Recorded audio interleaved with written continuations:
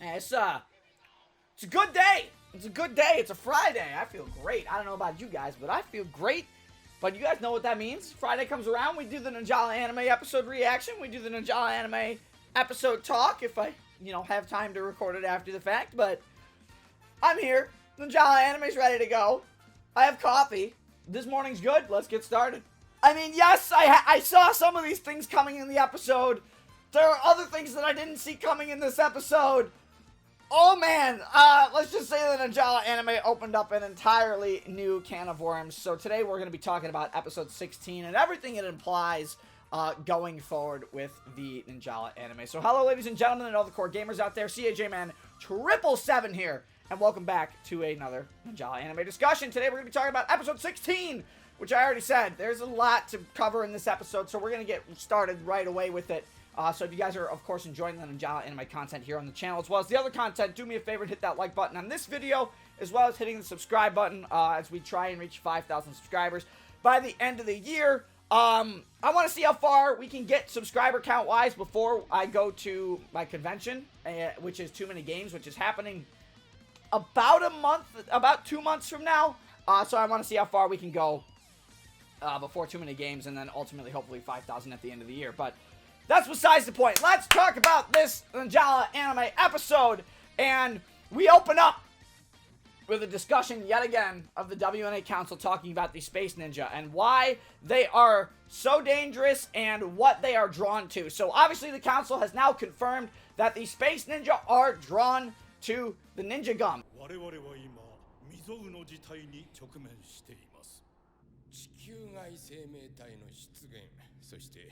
忍者ガムを狙った襲撃。このことで WNA はもとよりアカデミーの子供たちにまで危険が及んでおる。そうですね。アレン長官、討伐隊の方は。まさか彼らを投入するとは。事態が事態ですからね。WNA きってのせい。They have scars on their eyes. 申し分のない人選です。彼らを討伐隊の隊長とし、それぞれの部隊には各地で確認されている地球外生命体の情報をもとに動いてもらいます。それで問題ないだろう。こやつらなら安心じゃな。対象を排除しろ。必ずだ。皆さん頼みましたよ。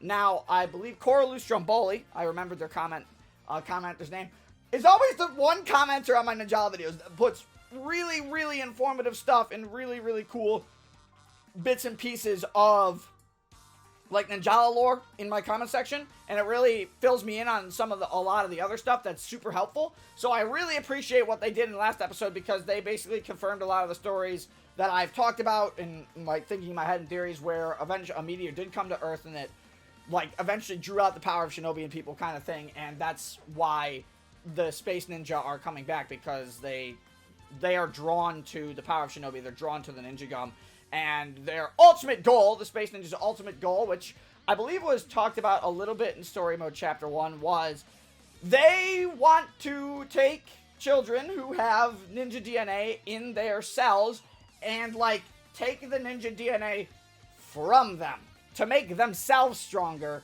because they've been using the Ninja Gum, which ultimately makes the Space Ninja stronger and stuff like that. So it's kind of like a weird hierarchy of how the Space Ninja work. That eventually a meteor crashed into the Earth that gave the powers of shinobi, but it also drew the Space Ninja in after the Ninja Gum was developed, more so than they already had been, with the exception of Gumshi. Gumshi's kind of like... Gumshi at this point, like, is a Space Ninja, but it's a different situation. But anyways, the WNA Council once again gets summoned, and Alan finally summons the Extermination Squad, and we get to see this elite squad of the Oniwan Banshu, and everybody agrees that, hey, the Extermination Squad, if the Space Ninjas show up, this is going to be the group that deals with them. Now, Alan specifically says, find and eliminate your targets. That's an order. Now, initially I thought, yeah, maybe he was talking about not just the Space Ninja, but Bert and Ron, Baraka, and everything else. But we're going to get to that as the episode goes on. Cut over now to our 8 main characters, and they are finally going on their first ninja mission. And the mission basically is they have to recon this cave. And the reason they are reconning this cave is because somebody reported strange lights coming from the cave, which they are associating with the Space Ninja. And the reason they're bringing the 8 main cast along to deal with this threat is because the Space Ninja, as they already discussed in the last scene and reconfirmed in this scene, the Space Ninja are attracted to the ninja gum and children with ninja DNA. So どうやって？奴らは忍者ガムに強く反応することが分かっている。なるほど。それでガムを扱える僕たちが。要するにおとりとして動くってことね。おとり？そんなのつまんねえよ。and they're split off into 3 different teams. The teams, of course, are going to be Amy with Burton and Ron. You have Bruce, who has Jane, Lucy, and Emma. And then you have this new character that they introduced named Chris, who goes with Van, Cappe, and Bereka. And I had a feeling something was immediately off about Chris. It wasn't very subtle. They're like, oh yeah, he's just another teacher assigned to the academy. Now, I thought they were going to reveal that this is Marco suddenly. And I'd be like, no, that wouldn't make any sense. But seeing that they said his name is Chris, it had my suspicions kind of coming right off the bat. Look at them all. Look at them all. Yeah, どうも。Is that? そう？クリス先生だ。Oh. 今回の任務にあたって臨時で配属されることになった。みんなよろしくね。I was gonna say, if they're gonna drop a bombshell and be like, hey, that's Marco. そうな人ね。クリス先生、得意な忍術は？好きな食べ物は？何歳なの？待って待って。順番にね。なんだかかなち私とクリスの部隊は偵察係として洞窟内を二手に分かれて捜索。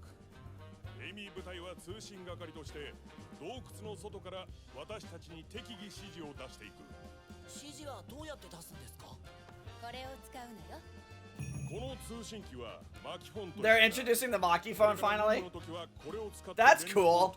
So Chris, you know, on the surface, he feels like a really nice guy, and Bruce feeling a little jealous he feels replaced. But that's okay, Bruce. We appreciate Bruce a little bit. So as they split into teams, as I already mentioned, as they split into teams, they get there. We get the first look at the Maki phone being used in the anime. Now, the Maki phone is something that in the Ninjala game, all of our students have, basically, or all of our characters have. And if you go to like the options menu, or you click on an options menu, like a scroll will open up. That's the Maki phone, and it can be used to track your health. It can be used to track it can be used for communication, text, stuff like that. It's literally just a scroll phone. It's just a futuristic kind of Ninjala universe version of a cell phone. I like it. I like that we got some Maki phone usage in there, which, you know, cool. And of course, we do get Emma in this same scene ask about Lucy and what happened the other day. Lucy just Emma is just trying to reassure Lucy that, hey, you don't need to go like crazy like that. You need to basically relax a little bit. And that's all we get about that scene, because I thought the episode was going to focus more around Emma and Lucy, but it's actually not. It's not as more of a focus around Emma and Lucy as I thought it was going to be, seeing that we have all of our 8 main casts split up, and there's a good reason the 8 main cast is split up. Obviously, it's a really sweet scene between Emma and Lucy, where Emma is really caring for Lucy, just saying, hey, don't go all out like that, and it's not okay. Neat! この前のことだけど、ほら、スペース忍者に襲われた時。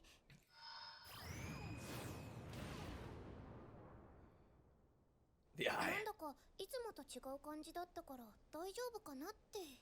あれくらい普通じゃん。そうなの？あんなに暴れたのは久しぶりだったけどね。確かにすごかったよ。でもあんまり無茶しないでね。どうしたの？ Oh, it's cute! Anyways, they send all of them into the caves. Now, the one thing I want to mention is that there is a handshake between Chris and Ron right in the beginning of this episode as well, when they're trying to decide the teams. And they cut back to Ron, and I'm immediately thinking in my head, that's not right. They would not just cut back to Ron for no reason at all. And obviously my suspicion was going to be proven correct a little bit later in the episode, so let's not dive too deep into that. We all walk into the caves, all the teams walk into the caves, and the first team we get Lucy, Jane, and Emma walking with Bruce, and Bruce obviously feeling a little jealous that, Chris is the better one of the two. Tries to give the 3 tips on how to stay alive. Lucy not having none of that. Lucy wants to have a little bit of fun, and she ends up grabbing the flashlight from Bruce's hand, and after Bruce says basically, oh, here's a tip, you gotta stay calm and collected. Lucy is seeing right through the facade of Bruce, and I feel like this is kind of like Lucy's alternate personality as well that does this, but she grabs the flashlight and just scares Bruce to have a little bit of fun.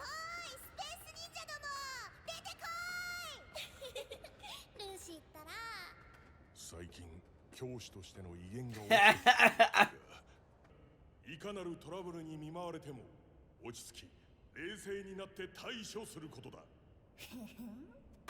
こら早くライトを返しなさいルーシーどこだ何も見えんぞ Of course. Then we get the scene with Chris, Brecca, Van, and Cappe, and obviously Chris goes, you guys are calling these Space Ninja, right? And everybody kind of is in agreement that they're calling them, these Space Ninjas, not just extraterrestrial life forms. And Chris kind of, like, infers that, hey, if they're somewhere along this route, they're probably hiding somewhere, very specifically. So, obviously, you get a cute little scene, or a comedic scene with Van and Cappe looking around everywhere. Brecca, 地図を出せるかい？あ、はい。地球外生命体。君たちはスペース忍者って呼んでるんだっけ？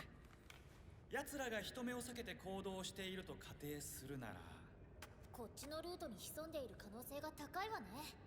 その通り。スペース忍者はどこだ？ここか？こっちか？こっちだ！こっち！ Chris Brecca gets paired up with Van and Cappe for this too. But obviously the cave goes up a little bit. It's a pretty deep cave that they've gone into. Again, an explorer, to reiterate, has found some lights in this cave. Chris goes, basically you can use ninja gum if you really need to get up here. Van and Cappe, they're like, nah, we got this. They're gonna climb up the cave. And unfortunately, they're a little bit clumsy, and they end up running into each other and having Chris save them. And Chris just basically goes, hey, this is no game. One wrong move or one wrong mistake can cost your life on these missions. But, if you use your powers well, or if you don't act rashly, you'll be able to save the world. And Van and Cappe obviously have a little bit of, there's a little emotional smile off them, and they've kind of developed more of a friendly rivalry over the last few episodes, rather than constantly trying to yell at each other. Obviously, they're gonna butt heads every once in a while, but it's a more friendly rivalry, and you can see that, Chris does have, he does have an actual, like, decent side to him, and it's not, like, the worst thing in the world, because, for one, it's all an act, but he does reveal later that he kind of enjoyed being a teacher. まで上がるよ。すごい。忍者ガムは奴らを誘い出すものでもあるけど、いざとなったら使ってもらっても構わないからね。別にこんなこと楽勝だぜ。They're gonna get...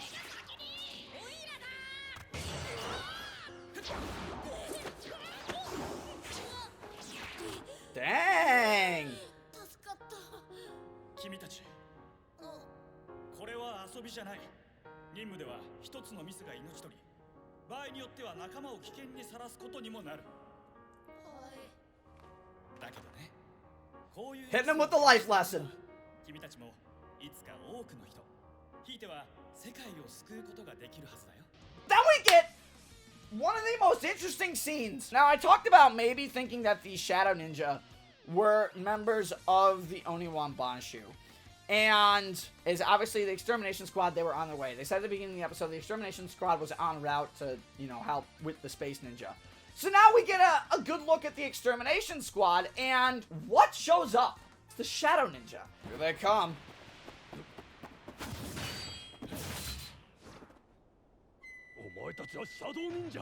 Oh my god, they're a different entity?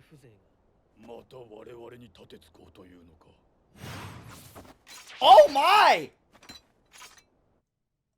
いい I thought they were the only Wambashu. Hold up. And I'm looking at this, I'm going, wait a minute, what the heck? Because I said the Shadow Ninja were the only Wambashu, but that doesn't seem to be the case anymore at all. In fact, when the main extermination squad that's being sent to help with this mission runs into the Shadow Ninja, the words that they say are very specific. Like, the things that they say is very specific, making me think that they're not part of the Oniwan Bashu, or they were at some point, because when they find the Shadow Ninja, as the Shadow Ninja actually ambush these three, the thing that the Extermination Squad says is you outcast ninja wannabes. And I'm looking at this and I'm going, okay, so are they a different branch of ninja? Were they never successfully ninja? Were they part of the Oniwan Bashu at some point before being exiled? I don't know, but that's all we really get, and the Shadow Ninja obviously have some beef with the Oniwan Bashu, because the next line is, you dare raise your blades against us again. Meaning this has happened more than once with the Shadow Ninja and the Oniwan Bashu, so I'm starting to think the Shadow Ninja are like an outcast version of the Oniwan Bashu, or they were exiled from the Oniwan Bashu at some point. Maybe the Oniwan Bashu was a bigger organization than we know. But this is interesting, because it seems like the Shadow Ninja are now their own entity, and this is the first time we've seen them animated as well, but it definitely seems like they have their own agenda to deal with the Oniwan Bashu, like the Oniwan Bashu, or members of the Oniwan Bashu, I should say, have to deal with. Eliminate Burton, Baraka, Ron, and Jane. It's so interesting. It's such an interesting idea, and I can't wait to see what they do with the Shadow Ninja more going forward, because I don't exactly know how they're going to play that out. We have to learn more about the Shadow Ninja so far. We just get an appearance, and we can only infer right now that maybe they were part of the Oniwan Bashu at some point and they were exiled. So now, obviously, we cut back into the cave, and they, Bruce's team locates some Space Ninja, and they're glowing red like a beacon. And Lucy very quickly is drawn to this and starts chasing the Space Ninja all the way through the cave system.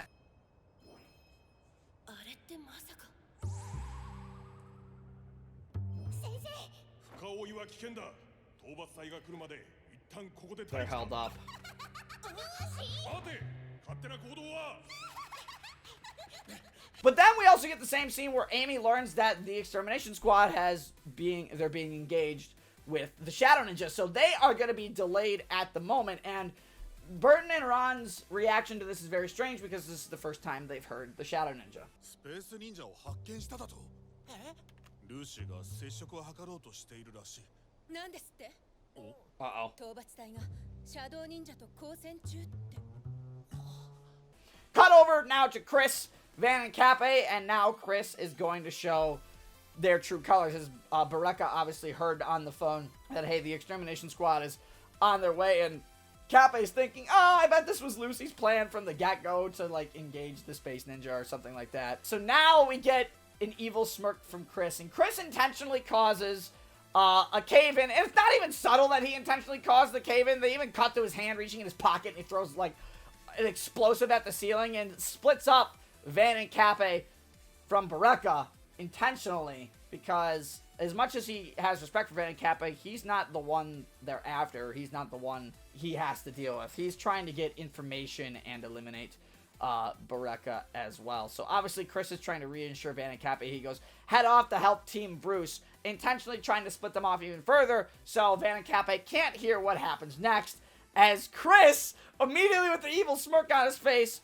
tries to go after Baraka, because when Baraka reaches for her phone, it doesn't exist.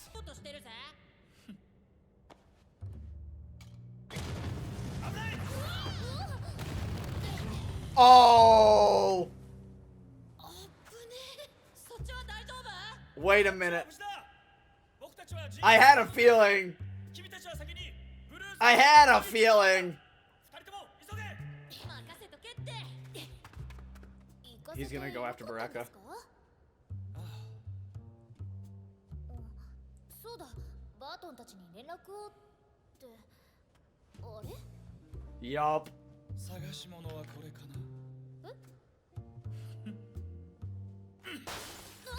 Obviously, as I said, Chris is a damn turncoat, and we get to see him with his true color. We get to see him with his true colors. And Baraka first asks Chris, "You caused that cave-in?" what did you use, explosive or something? And Chris goes, that's not important because you're just gonna be dead soon. So obviously Chris from his pocket pulls out some kunai and tries to attack Baraka. Baraka obviously pops her ninja gum as well. She actually pulls out a Popeye to eat some of the kunai. Unfortunately, Chris does knock the weapon away from Baraka's hands, and as Chris menacingly walks up and says it's time to say goodbye, Ron and Burton bust in! どういうことですか？聞いても無意味だよ。どうせ君はここで死ぬんだから。あの崩落もあなたの仕業ね。小型の爆薬でも持っていたのかしら。だからさ、聞いても無意味だって言ったはずだ。Yes!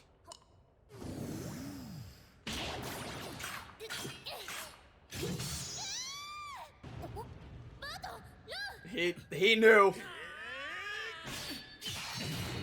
無事かいベレッカ。貴様、アレンが差し向けた資格だな。 He knew. 貴様の手に触れた時、教師の手ではなく、日頃から武器を使って戦っている奴の手としか感じられなかった。ちょっと、だったら言ってよ。だけどマキフォンの反応が不自然に消えた時、疑惑は確信に変わった。デロンが言ってた。あんたは気づいてなかったのね。ロン、君は実に優秀な生徒だ。子供だとは思えないくらいにね。 So, obviously confirming that Chris was a little turncoat, and you get the evil smirk there. And Ron goes, I knew something was off immediately when I shook your hand. It wasn't the hand of a teacher. It was someone who was trained for battle. And I'm also thinking that maybe at some point this was Ron's old sparring partner. I think that's such an interesting concept to think that Ron did have other allies in Alan's Oniwan Banshu at the time. But you can kind of infer that maybe they were partners at some point, or they worked together at some point. And the reason, obviously, Burton and Ron broke in is because Baraka's Maki phone was destroyed. That's all I'll get with Chris, because obviously Chris puts on an act, and Burton, Ron, and Baraka kind of let him get away when Amy comes in. Now, I was wondering why the heck are they letting him get away, but I guess there's a reasoning behind that. They can't just tell Amy that, hey, we're actually adults, and they're you know, that's one of Alan's assassins, and they've been after us ever since we turned into kids. That would be kind of weird to hear from a teacher, knowing that, you know, the teachers and Ron, adult versions of, you know, Ron, Burton, and Baraka, you know, they're all similar age groups. That would be kind of weird to hear if you were Amy in this situation, so obviously they can't do that. But I want to cut back over to Team Bruce and Lucy, because in this scene, man, we get some of the cleanest animation, obviously, in this scene. You've got smear frames, you've got really good movement on Lucy here, in this animated shot. You have smear frames on Lucy spinning her weapon, you've got a very talented, team of animators, animating similar movements, 3 times, but you have multiple characters moving in a scene, and that's actually really hard to do. I don't know if anybody has ever tried that before, but having multiple characters move in one scene besides the 2 characters that are mainly fighting, and even if they're just in the background, having them move and look smooth throughout the rest of it is tough. And granted, they use repeated animation here, as it saves a lot of animation time, but it's well done. Yup! I had a feeling it was gonna be like most of the kids going after the Space Ninja. Also, man, multiple characters animated in that shot. I'm gonna go back and watch that again, because that looked clean.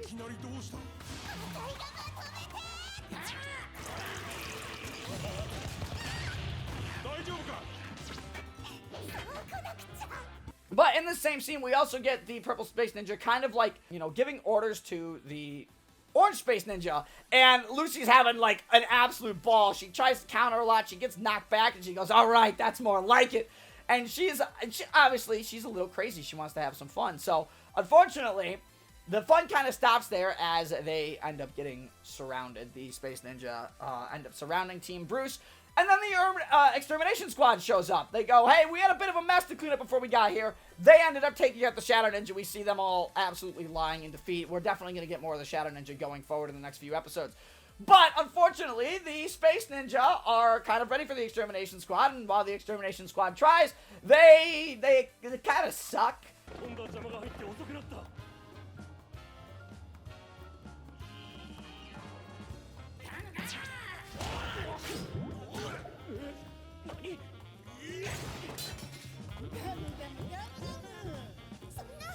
奴ら今までとは段違いに強い。 Jane thinks of a quick plan here in this situation, and she realizes, wait a minute, this purple one's not fighting. Definitely the one giving orders, and we've already seen it giving orders throughout, and we've not seen it fight. So Jane kind of borrows the ears of the extermination squad of the Oniwan Banshu, which I think are a completely different branch compared to Alan's undercover assassin branch. So Jane borrows them, and she devises a plan while they distract the orange space ninja to take the purple space ninja by surprise. And they end up doing it pretty successfully, as they manage to take out not only the 3 of the 4 orange space ninja, but the extermination squad is able to at least temporarily stop the purple ninja. Unfortunately, Bruce holds them back a little bit and doesn't have a weapon that can eliminate the space ninja. And you get some really cool splash screen shots of the space ninja, like vaporizing. But I really like the splash screen shots of the characters that they have here. They're very, like, even though they're stills, they're very well done in terms of, like, art style and posing and positioning, and it's really cool looking. This was definitely my favorite part of the episode, besides learning that, you know, Chris was a turncoat, because I love the lore.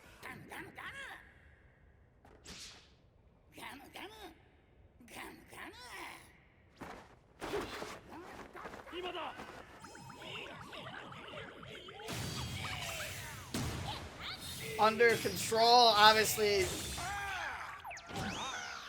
Bruce just has a kendo stick and can't do anything.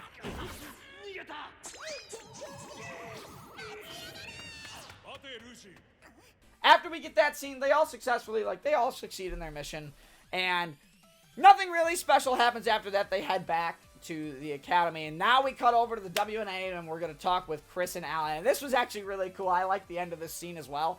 So Chris goes, Alan's furious. He's probably, like, pissed.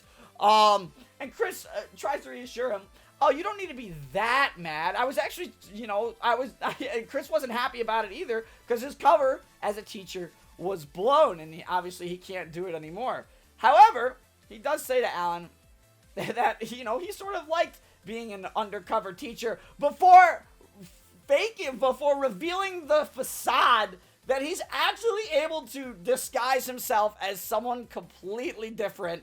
And we actually get to see Chris's true face. Oh no, he's hot! That is one handsome Oniwan Banshu assassin. Here we go. The report. 僕だってショックなんです。だってもう先生でいられないじゃないですか。結構気に入ってたんですけどね。クリス先生。What? 変装術だな。今回の件で一つ確かなことが判明しました。なんだ。アカデミーにいるのはあのロンです。ほう。They're gonna cut it right here. This is where it ends. This is where the episode ends, right here. Damn it! I knew it! I really like the character design of, like, the true Chris. And even Alan is impressed. He goes, your disguises never fail me to impress. And in this scene, we get the confirmation. Chris tells Alan that we did confirm one thing. That Ron that you've been suspecting as the Ron is the Ron. And that's where the episode ends. and that's where the episode ends. That's it! There's so much to explore. There's so much to, like, discuss in this part of the episode, in terms of, like, lore and stuff. Like, okay, we learned a little bit about the Shadow Ninja. We learned that the Space Ninja have a hierarchy, which I knew they had. The different colors obviously mean they're stronger and stronger than the last few. We got another look at another assassin from Alan. We know that Alan is still working behind the back of the Oniwan Banshu. Now Ron is confirmed to be a kid, so they're also going to assume that maybe Jane is alive then next, but I don't know. I don't know what they're going to do. They have opened up so many avenues for these stories to go at this point. I'm interested to see what the devs and what the animators have been cooking up in terms of the next few episodes. Now, obviously, in the next episode, we're going to get Ron and Jane, more specific episode around them, and they're going to go infiltrate something. What are they going to infiltrate? Probably the WNA headquarters or something, but we'll find out what they do in the next episode. But overall, I was satisfied with this episode. Again, not my favorite episode. There were glorious bits and pieces of animation for the style that they're going for here, especially with the scene with Lucy, Emma, and Jane. They're fighting the Space Ninja, having multiple characters animated, even though it was on repeating frames, and having really good, like, really good modeling, even if the in-betweens are off-model. That's intentional. When in-betweens are off-model, it represents speed, it represents motion. In-betweens don't necessarily need to be on-model, but that was a really good scene. That was really well animated. The betrayal from Chris, I kind of saw coming like a mile away, and it wasn't even subtle.